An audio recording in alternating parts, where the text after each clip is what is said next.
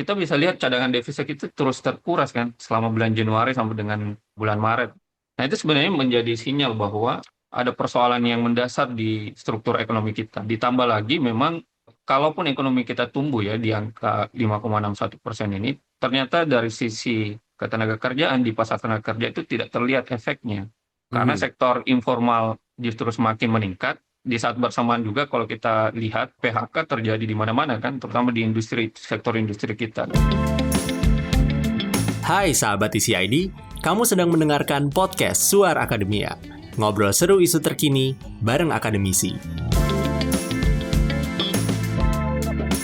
Situasi ekonomi di Indonesia nggak bisa kita bilang membaik gitu Sobat TCID karena berita soal perekonomian lately banyak yang bikin deg-degan begitu ya. Kayak misalnya pemberitaan pertama itu tuh tentang makin susahnya orang mencari pekerjaan begitu. Terus juga kita bisa tahu bahwa makin ke sini harga-harga barang makin naik, especially gara-gara harga minyak mentah dunia yang berpengaruh ke semua apa ya barang-barang yang ada di Indonesia yang biasa kita konsumsi.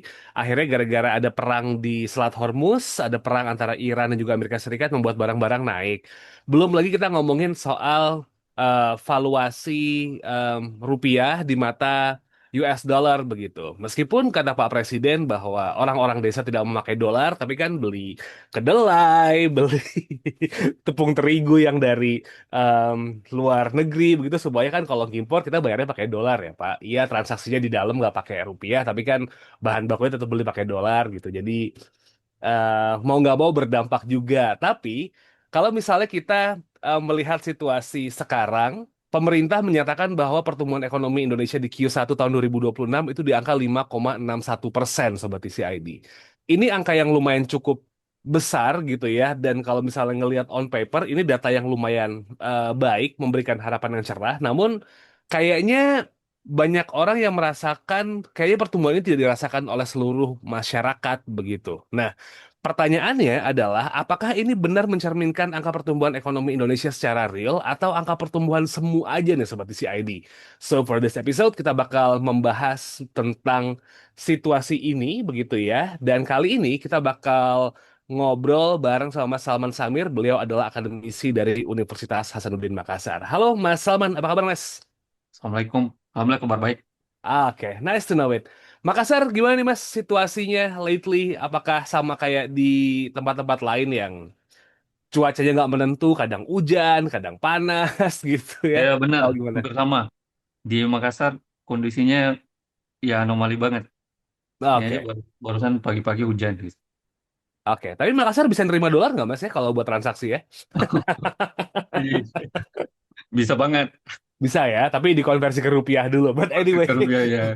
forget it. Mas Salman, pertanyaan pertama dari saya nih ketika ngobrol soal pertumbuhan ekonomi di Q1 di angka 5,61%. What comes to Ya, your mind ya. nih Mas ketika pemerintah mengeluarkan angka ini bahwa Q1 kita year on year, correct me if I'm wrong, itu di angka 5,61 di Q1 ini. What comes to your mind nih Mas? Hmm, jadi saya ada 5 catatan ya terkait dengan pertumbuhan ekonomi kita di kuartal 1 dan itu saya sudah tuliskan di The Conversation juga. Jadi pertama mungkin eh, kita perlu lihat bahwa di kuartal 1 2026 ini itu eh, kalau kita bandingkan dengan tahun 2025 kuartal 1 ya memang perbandingannya rendah kan. Di tahun 2025 kuartal 1 itu ekonomi kita tumbuh 4,87%. Karena pada saat itu Pak Prabowo masih sementara menata anggaran gitu. Jadi kalau dalam statistik biasanya ini disebut dengan base effect. Jadi memang karena perbandingannya yang rendah gitu. Makanya kemudian di angka kuartal 1 itu kelihatan loncatannya signifikan gitu. Padahal sebenarnya ini bukan akselerasi nyata ya. Ya. Kemudian yang kedua, kalau kita lihat dari sisi komponen pengeluaran, jadi yang mendriver eh, pertumbuhan kuartal 1 kita dari sisi pengeluaran itu memang lebih banyak dari aktivitas musiman.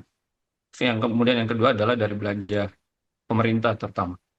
Kalau kita lihat memang kebetulan aja di kuartal 1 2026 ini itu banyak hari raya tuh di Januari sampai Hmm. Maret gitu. Ada Isra Miraj, Imlek, Nyepi, ada Lebaran juga. Nah, semua aktivitas kita di hari raya itu terakumulasi tuh di bulan Januari sampai dengan Maret. Dan itu sejalan dengan dari sisi produksi, kalau kita lihat sektor akomodasi, makan minum itu tumbuh signifikan di angka 13% kan. Ya tertinggi lah di antara semua sektor. Nah itu karena efek dari tadi mudik sama liburan. Ya. Jadi kemungkinan di kuartal selanjutnya pola musiman ini nggak terjadi lagi. Ya, mungkin cuma akan ada Idul Adha ya di kuartal selanjutnya. Tapi di kuartal-kuartal selanjutnya nggak terjadi lagi. Kemudian yang ketiga ya, dari sisi belanja pemerintah memang. Ini saya lihat memang lebih banyak didorong juga oleh, ya pertama program MBG, kemudian yang kedua THR ya. Jadi makanya kalau kita lihat dari sisi pengeluaran, ya lebih dari 20% itu growth-nya, sumbangan pertumbuhan dari belanja pemerintah. Tapi kalau kita lihat dari sisi yang lain ya, misalnya eksternal kita, ini ada sedikit catatan juga bahwa ekspor kita sebenarnya melambat. Hmm. Itu dan signifikan perlambatannya, hampir nol lah, cuma 0,91% gitu. Kemudian eh, di saat bersamaan impor kita tumbuh signifikan dari 3,96 jadi 7% lebih gitu. Nah, yang menariknya kita bisa lihat cadangan devisa kita terus terkuras kan selama bulan Januari sampai dengan bulan Maret kan. Dari 154,6 miliar US dollar di bulan Januari turun sekarang kemarin di bulan April itu sekitaran 146,2 miliar US dollar. Lumayan penurunannya signifikan. Nah, itu sebenarnya menjadi sinyal bahwa ada persoalan yang mendasar di struktur ekonomi kita. Ditambah lagi memang kalaupun ekonomi kita tumbuh ya di angka 5,61% ini, ternyata dari sisi ketenaga kerjaan di pasar tenaga kerja itu tidak terlihat efeknya. Karena Mhm. sektor informal justru semakin meningkat. Ya. Di saat bersamaan juga kalau kita lihat hasil investigasi Tempo justru jumlah pengangguran PHK terjadi di mana-mana kan, terutama di sektor industri kita gitu. Nah, itu menurut saya kenapa angka 5,61 ini nampaknya ya itu tidak terlalu eh, mencerminkan dalam kondisi real ekonomi kita gitu. Ya terlepas dari perdebatan angka-angka yang ada ya. Tapi menurut saya dari sisi indikator-indikator ini belum bisa dikatakan bahwa ini adalah pertumbuhan yang berkualitas gitu atau yang kita harapkan. Nah, tapi dengan meningkatnya belanja pemerintah gitu, Mas, emang sebegitu ngedongkraknya kah ke pertumbuhan ekonomi? Karena kan kalau kita bisa ngelihat dan juga ngebredel statement-statement dari Kementerian Keuangan begitu, atau mungkin juga data-data dan juga diskusi di sosial media, kan kayaknya ini didorong banget sama MBG yang Ya, tidak mengenal tanggal merah begitu, kecuali hari ya, Minggu karena ya. sekolah libur. Seberdampak apa sih Mas dari belanja pemerintah ini gitu sama pertumbuhan ekonomi yang angkanya gede banget sebenarnya 5,6 tuh di tengah krisis kayaknya angka yang sulit buat dicapai gitu. Ya, jadi sebenarnya kalau dari sisi yang betul-betul mendorong ya, pertama kan dari sisi konsumsi rumah tangga. Mhm. Konsumsi rumah tangga kita itu memang kalau dilihat dari porsinya itu lebih dari 50% lah. Kemudian belanja pemerintah itu lumayan signifikan tuh dari efek MBG itu. Kalau kita lihat kan misalnya belanjanya naik kan dari Iya. sisi realisasi belanja negara itu tuh naik sampai 31,4% itu dari 620 triliun ke 815 triliun. Itu angkanya lumayan signifikan, Mas. Jadi itu bisa betul-betul memberi lonjakan lah kepada pertumbuhan ekonomi kita secara agregat ya. Tapi sekali lagi ini eh, menurut saya kalau hanya di driven oleh harapannya kan sebenarnya ekonomi kita tuh itu terakselerasi juga oleh pengeluaran-pengeluaran lain, misalnya PMTB kita naik menunjukkan bahwa ada geliat investment gitu. Ya. Kemudian dari aktivitas itu kemudian bisa mendongkrak eh, produktivitas kita, kemudian tercermin juga dari sisi daya saing kita meningkat, dari sisi eksternal misalnya ekspor kita meningkatkan. Nah, yang terjadi kan tidak demikian. Yang terjadi justru ekonomi kita banyak ditopang oleh belanja yang menurut saya konsumtif gitu. Jadi dia Oke. bukan aset produktif yang menurut saya yang justru kita harapkan sekarang yang bisa membuka lapangan kerja dan seterusnya. I see. Nah, ini yang jadi pertanyaan banyak nih, Mas Salman, kalau kita berbicara tentang situasi ekonomi, karena banyak yang bilang kan kita wajib bersyukur karena Indonesia tuh terbilang kuat gitu kalau secara angka Ya, pertumbuhan ekonomi dibandingkan negara-negara yang lain. lain betul. Em, karena melihat faktor eksternal begitu ya, kondisi ekonomi global kan lagi tergoncang efek perang Iran gitu.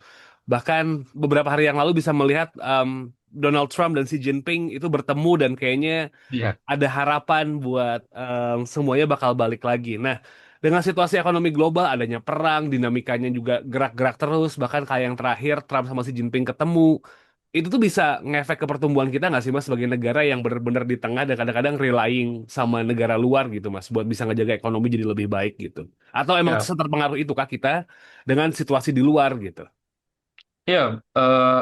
Kalau kita lihat memang ekonomi kita tuh memang masih sangat bergantung dari terutama kondisi geopolitik ya yang tadi Mas eh, Amar sebutkan itu. Nah, saya baca juga kemarin pertemuan antara Trump dengan Xi Jinping. Ya, mungkin bisa ada harapan, bisa juga enggak sih. Tapi saya Ya, bisa membaca kemarin nggak ada kesepakatan yang sifatnya substantif sih menurut saya gitu. Nah, jadi gini, kenapa ekonomi kita itu sangat rentan, terutama dengan kondisi geopolitik kita sekarang ya? Karena memang kita dari sisi eksternal, terutama dari sisi konsumsi minyak ya, bagian besar memang kita masih impor. Jadi Indonesia kan masih kita kan net importir minyak kan. Nah, dan kita tahu bersama bahwa eh, kondisi geopolitik dalam konteks ini ketika Selat Hormuz ditutup, itu memberi dampak signifikan terutama transmisinya melalui harga pasar minyak internasional yang langsung mengalami kenaikan signifikan kan. Nah, ketika kita net importer, artinya ya kita mau nggak mau belinya pakai dolar gitu. ya, Di saat bersamaan juga kita tahu bahwa minyak itu semacam bahan bakar lah untuk aktivitas ekonomi kita, mau transportasi, mau sektor manufacturing dan lain sebagainya. Sehingga itu bisa langsung memukul domestik juga. Jadi dua sisi, di saat bersamaan eh, kita butuh dolar banyak untuk membayar minyak, nah ini akan menyebabkan kemudian terjadi pelemahan nilai tukar kita kan.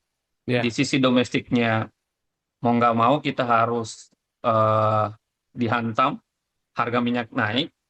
Ya meskipun misalnya kita tahu bersama ya, pemerintah kemudian belum menarik subsidi BBM, tapi lumayan lumayan efeknya ketika misalnya kayak Aftur itu nggak ya. nggak nggak dapat subsidi, itu kan lumayan efeknya terhadap aktivitas ekonomi, terutama transmisinya dari sektor transportasi udara, kan. Jadi menurut saya, eh, nah ditambah lagi memang kondisi geopolitik ini itu kan bukan cuma mempengaruhi Indonesia, berpengaruh dengan negara-negara lain, terutama mitra-mitra dagang utama kita kan, misalnya seperti Amerika, negara-negara di Eropa dan seterusnya. Nah, ini ya tentu akan memberi dampak juga kepada perekonomian kita. Jadi mungkin seperti itu transmisinya, Mas. Oh, oke.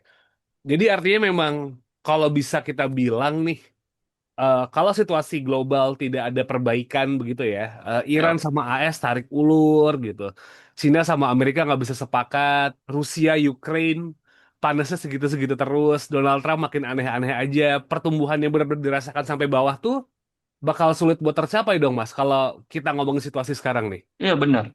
Itu menurut saya agak sulit. Karena mungkin ceritanya gini, sebenarnya kita tuh mesti selalu siap ya dengan skenario terburuk menurut saya. Mhm. Meskipun misalnya eh, kemarin kita lihat Pak Menteri Keuangan menganggap bahwa uh, uh, kemungkinan akan ada semacam apa ya keputusan atau harapan kemungkinan negara-negara ini akan bersepakat untuk membuka kembali Hormuz dan seterusnya.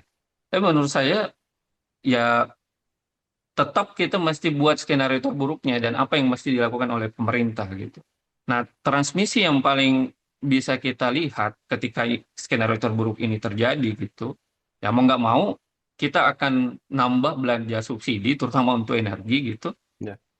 Meskipun di sisi lainnya kita dapat penerimaan migas dari kenaikan harga minyak. Karena kan ada beberapa proyeksi kan yang menunjukkan bahwa kalau Hormuz permanen ditutup nih, maka itu akan menyebabkan harga minyak dunia naik sampai 120 hingga 140 US dollar gitu. Nah, di sisi penerimaan mungkin kita akan meningkat sekitar 3,5 miliar US dollar, tapi belanja subsidi kita untuk energi itu akan meningkat 10,3 triliun lebih ya. Ya. Jadi defisit kita bertambah, defisit anggaran, defisit APBN kita kemungkinan akan bertambah. Jadi dampak berantainya ke rumah tangga, pertama dari sisi rupiah yang kemudian akan mengalami pelemahan, efek tadi kondisi geopolitik itu juga. Yang kedua adalah inflasi, kemungkinan akan meningkat signifikan. Kemudian yang ketiga defisit APBN.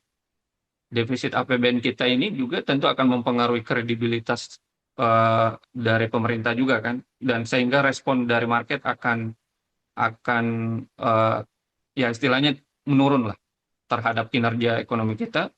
Yang keempat adalah PHK, Hmm. dan kita bisa lihat bahwa kemarin Tempo udah menyebutkan 40.000 kasus kalau nggak salah.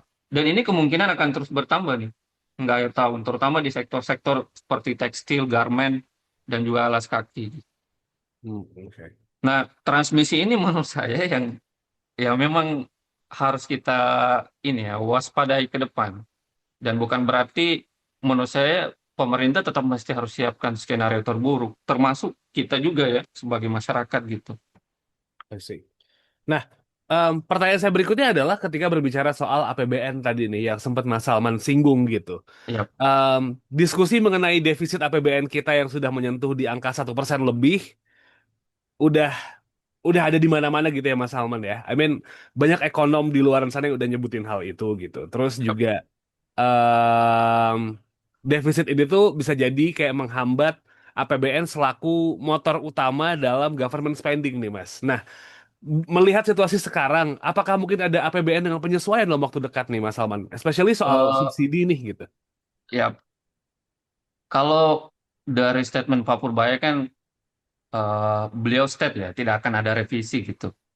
Tapi menurut saya dengan mencermati kondisi ekonomi saat ini dan proyeksi ke depan, itu akan ada kemungkinan terjadi perubahan itu. Pertama, menurut saya ada tiga kondisi ya yang memaksa kemudian APBNP ini. Ya, Pertama adalah ICP rata-rata ketika tetap di atas 95 US dollar.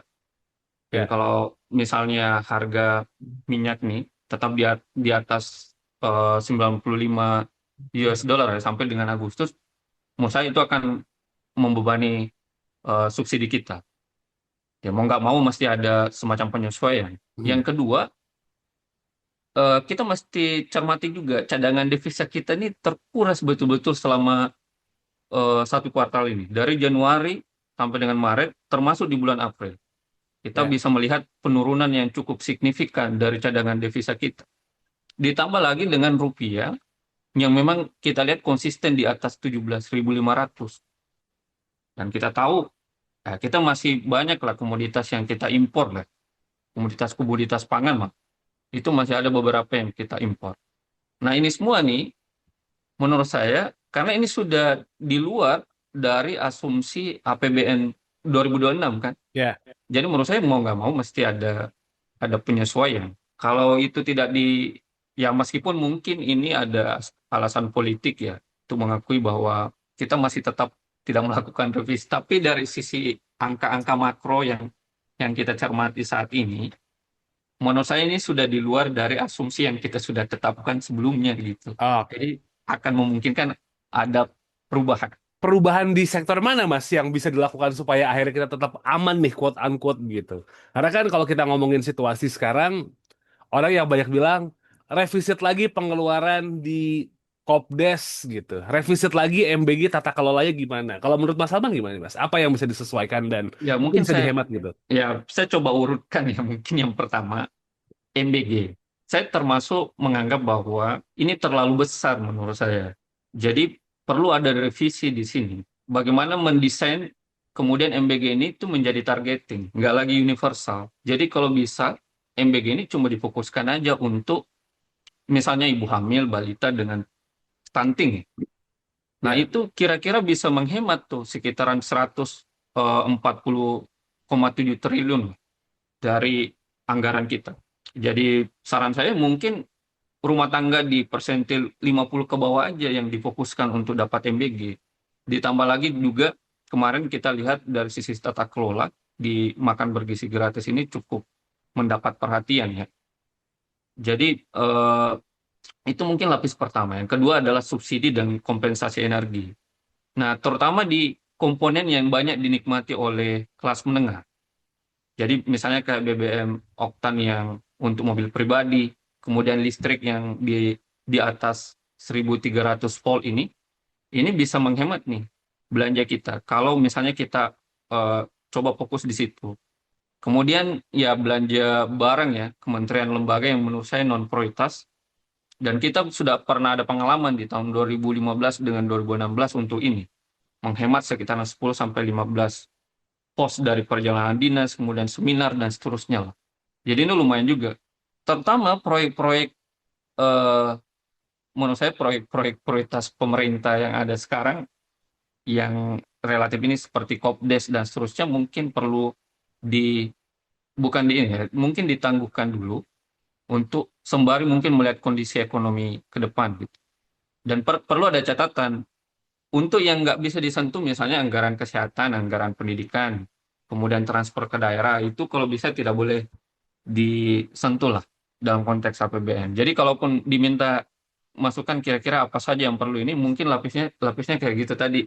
Makan Ya. MBG plus dengan Kopdes ya, kemudian subsidi dengan kompensasi energi, kemudian belanja barang yang memang non prioritas, mungkin itu perlu diperlakukan diperhatikan juga oleh pemerintah gitu. Kita nggak ngomong ini di stop dong ya, Mas Salman ya.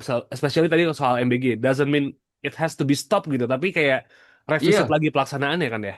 ya, jadi saya sepakat bahwa MBG itu penting untuk kemudian memperbaiki gizi masyarakat kita ya, atau generasi-generasi kita ke depan gitu. Jadi return on investment-nya mungkin kita akan dapatkan jangka panjang gitu. Tapi yang menurut saya yang perlu dilakukan perbaikan adalah tata kelolanya mungkin yang pertama, yang kedua di dalam tata kelola itu termasuk memperhatikan pensasarannya menurut saya.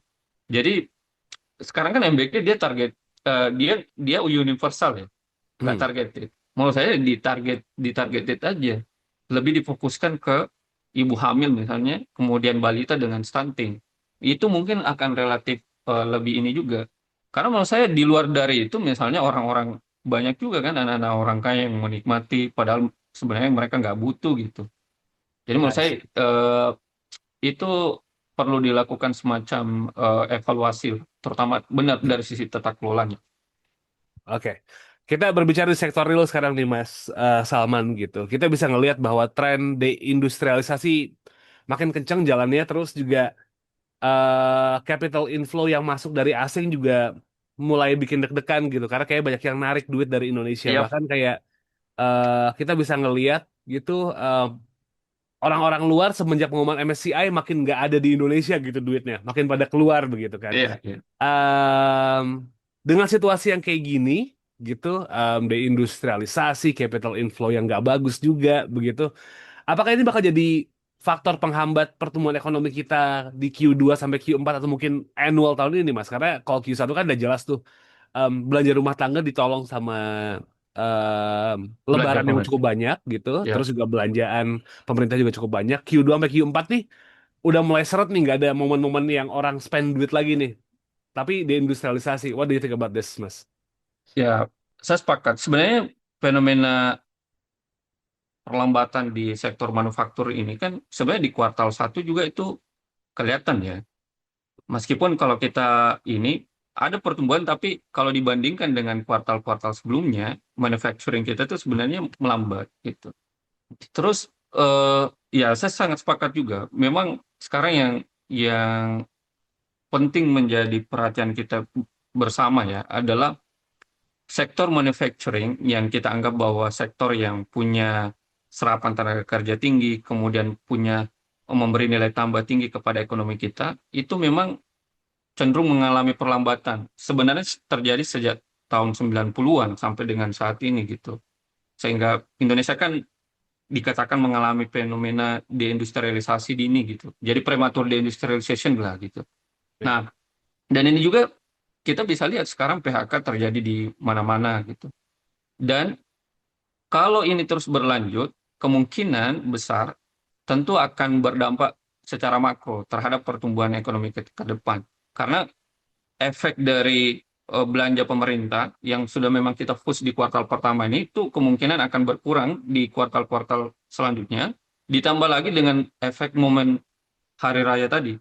Jadi ada, ya, prediksi saya mungkin angka pertumbuhan ekonomi kita itu ya udah sangat tinggi banget, sudah sangat optimis banget menurut saya kalau di angka sekitar 4,7 sampai 5% lah di kuartal-kuartal selanjutnya.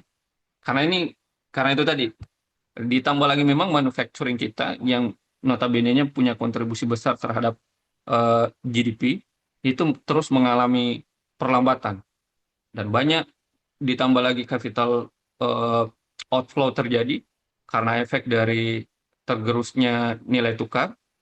Kemudian ditambah lagi dengan, ya, kita lihat kondisi geopolitik yang terjadi sekarang kan. Mau nggak Ya. mau memang yang paling memungkinkan untuk para investor yang mencari negara-negara yang di mana mereka bisa simpang uang mereka gitu. Ya ini mungkin belum bicara tentang solusi ya. Mau nggak mau menurut saya hal yang paling dekat yang masih dilakukan oleh pemerintah dalam hal ini mungkin intervensi Bank Indonesia diperlukan untuk bicara tadi mengenai capital outflow itu. Jadi mungkin BI rate ada kemungkinan juga mesti dinaikin tuh. Mungkin naik sampai 5% lah ya. Sekarang kan 4,75, mungkin Ya, naik sampai 5 gitu.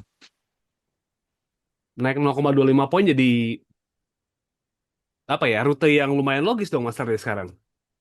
Ya, sekarang kan 4,75. Hmm. Jadi kemungkinan kalau naik sampai 25 sampai 50 basis poin, ya mungkin sekitaran 5 sampai 6 lah. Oh, oke. Menarik, menarik. Nah, kita berbicara sekarang kondisi moneter nih, Mas, di pertumbuhan Ya, ekonomi sekarang gitu. Asumsinya adalah kalau ekonomi pertumbuhannya bagus, masyarakat kan bisa merasakan. Tapi kan sekarang kita bisa tahu sendiri bahwa nilai tukar rupiah itu tuh babak belur. Bahkan kita rekaman betul. di tanggal 18 Mei 2026, Sobat Isi ID, Betul. di pagi hari ini udah 17.600 begitu. Kita menuju angka dolar seperti angka kemerdekaan Indonesia 17.845 nih, banyak jadi bahan bercandaan gitu. Em, kita bisa selain tadi ada ngomongin soal BI rate mungkin dinaikkan nih, Mas Salman begitu ya. Kalau rupiah babak belur, pasti pertumbuhan juga nggak bakal dirasain. Konsumsi rumah tangga pasti juga bakal anjlok nih, Mas. Ayo. Karena harga barang-barang pasti juga bakal naik. Udah dirasain sih sekarang. Kayak misalnya kalau Sobat TC ID ke supermarket atau minimarket gitu, harga minyak goreng mulai naik, harga Naik, plastik ya. mulai naik. Itu udah pada mulai kerasa nih, Mas. Nah, untuk mengatasi apa ya nilai tukar yang pada akhirnya ntar ngerogotin daya beli juga nih, Mas. Intervensi dari bank sentral apa ya yang bisa dilakuin supaya akhirnya em, daya beli tetap aman nih Mas. Selain tadi naikin suku bunga gitu. Eh, ya, tadi selain BI rate ya yang dinaikin, memang saya kira eh, Bank Sentral sekarang udah melakukan beberapa langkah-langkah, misalnya seperti pembelian SBN di pasar sekunder, Ya, kemudian tetap menjaga likuiditas dari perbankan. Ada juga misalnya aturan mengenai pembelian dolar dibatasi kan, misalnya ya, 25 ribu US dollar per orang per bulan. Kemudian eh, beberapa intervensi juga dilakukan, terutama untuk falas itu lumayan besar juga. Dan memang menurut saya ini langkah yang mesti dilakukan oleh Bank Indonesia saat ini. Karena untuk kemudian mencegah tadi capital outflow itu terjadi besar-besaran gitu. ya, Di tengah kondisi terutama geopolitik ya yang menyebabkan, sebenarnya kalau kita lihat, saya melihat bahwa apa yang menyebabkan kemudian eh, capital outflow itu terjadi, selain memang karena faktor global, itu memang dari sisi faktor domestik kita juga.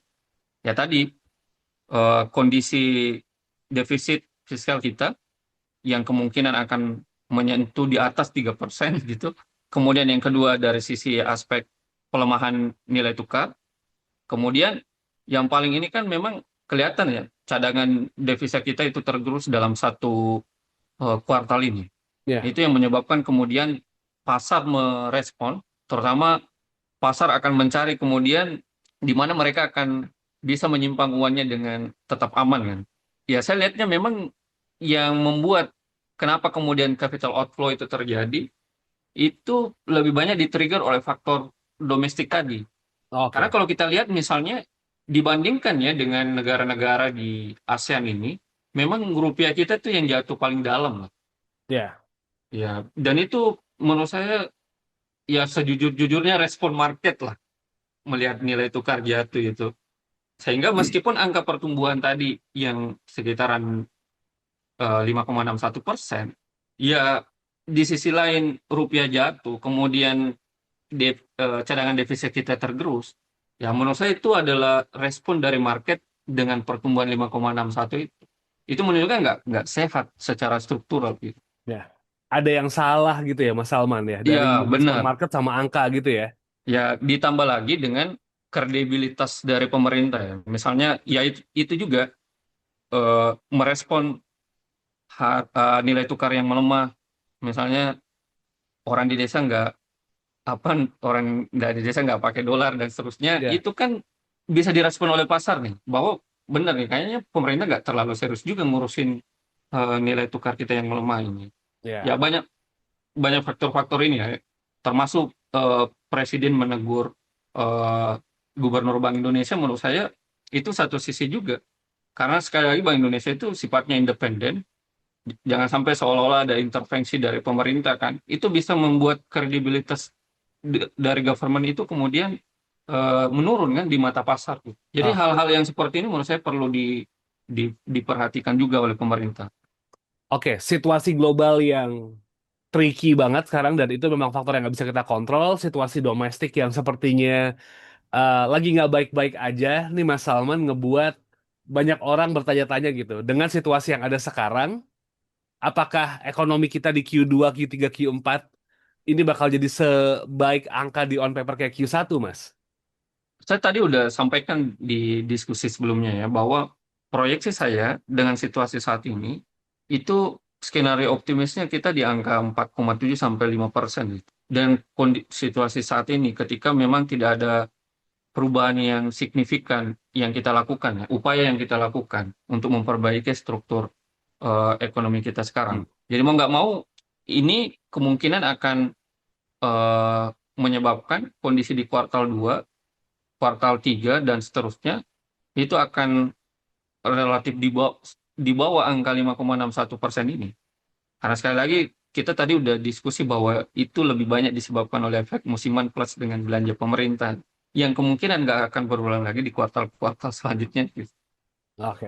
Nah, ditambah lagi dengan skenario terburuk kalau kemungkinan terjadi eh, kondisi geopolitik tidak sesuai yang kita harapkan ya, nggak ada perbaikan gitu, maka kemungkinan angka itu bisa terrealisasi sekitar 4,7 sampai 5%.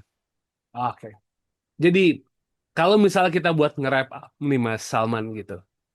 5,61%. Ini angka pertumbuhan yang sebenarnya bisa dicerminkan atau sebenarnya pertumbuhan semu nih Mas yang sebenarnya nggak segitu-segitu amat kok sebenarnya harusnya gitu. Kalau secara teknis ya, secara teknis hitung-hitungannya ya mungkin itu udah benar. Tapi dari sisi saya selalu melihat bahwa apakah ekonomi itu mencerminkan kondisi real gitu.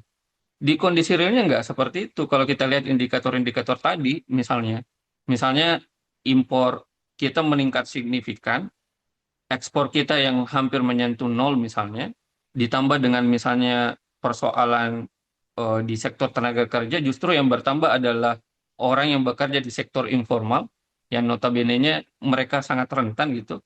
Ya artinya kan kalaupun ekonomi, mestinya logika ininya, kalau ekonomi kita tumbuh, indikator-indikator seperti misalnya sektor formal bertambah, kemudian nilai tukar nilai tukar kita akan semakin menguat gitu dan seterusnya, nyatanya itu nggak terjadi kan. Berarti memang ya bisa dikatakan lah pertumbuhan ekonomi kita semua atau bisa dibilang nggak berkualitas lah. Oke. Tidak terserap ke semua lapisan kali ya bahasa Iya yang paling benar. benar ya Mas Salman ya. Oke. Well, kita berharap sebenarnya situasi ekonomi jadi lebih baik-baik ke depannya gitu karena penduduk usia produktif Indonesia banyak kalau nggak ada tenaga kerjanya akan sayang banget Iya begitu benar. nggak bisa dimanfaatkan. Terus juga apa ya? posisi geografis Indonesia itu juga bagus gitu buat bisa mendorong pertumbuhan ekonomi yang lebih oke. Jadi semoga internally kita bisa berbenah dan juga externally semua jadi lebih baik-baik saja. Amin ya Allah. Amin, amin. Anyway, Mas Salman, kita udah di ujung obrolan nih. Mungkin ada yang terlewat dan pengen disampaikan ke Sobat TCID terkait diskusi kita kali ini nih, Mas. Oke, ya mungkin saya ini ya, poin saya sebenarnya adalah angka yang 5,61% itu, ya mungkin secara teknis, hitung-hitungan mungkin itu udah relatif benar ya, secara hitung-hitungan. Tapi apakah kemudian mencerminkan kondisi masyarakat kita yang sebenarnya, itu tunggu dulu, mesti melihat indikator-indikator lain ya, dari sisi ketenagakerjaan, kemudian yang paling real menurut saya memang respon pasar lah, respon market terhadap ekonomi lah. Itu mungkin jujur ya, melihat misalnya nilai tukar kita semakin melemah, kemudian dari sisi cadangan devisa kita juga terus tergerus.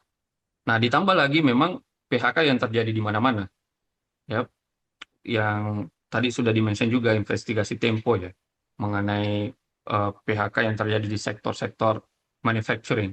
Nah, memang kalau kita ingin berbenah, menurut saya hal yang paling struktural yang harus diperbaiki ke depan adalah gimana kemudian mendorong belanja kita itu untuk ke sektor-sektor yang lebih produktif lah. Oke, misalnya gimana men-trigger supaya manufacturing kita bisa menggeliat kembali gitu. Di tengah kondisi memang kita tahu bahwa terjadi perlambatan, ya, terjadi fenomena deindustrialisasi di Indonesia. Ini mesti segera kita cari jalan keluarnya, karena menurut saya itu bisa menjadi sektor yang bisa kemudian menyerap tenaga kerja yang banyak ini. Yang tadi Mas sampaikan bahwa kita banyak sekarang anak-anak atau orang-orang usia produktif, tapi mereka nggak punya kesempatan untuk memperoleh pekerjaan kan. Ditambah lagi ya tadi posisi apa di mana-mana PHK terjadi gitu. Menurut saya ini justru akan menimbulkan semacam potensi social unrest ke depan gitu. Ya. Di saat usia-usia produktif itu tidak punya pekerjaan dan nggak punya pendapatan kan. Jadi itu mungkin menurut saya yang harus diperhatikan oleh pemerintah ke depan gitu. Memperbaiki struktur ekonomi kita. Yes. Hopefully itu kejadian. So, thank you so much Mas Salman udah menyempatkan waktu buat ngobrol kali ini dan Sobat TCID. That's it for this episode. Terima kasih sudah mendengarkan Suara Akademia kali ini. Semoga bisa nambah insight baru. Saya Muhammad Syarif signing out. I'll see you next episode. Sobat TCID, have a nice day and wassalamualaikum. Kamu telah mendengarkan podcast Suara Akademia. Ngobrol seru isu terkini bareng akademisi.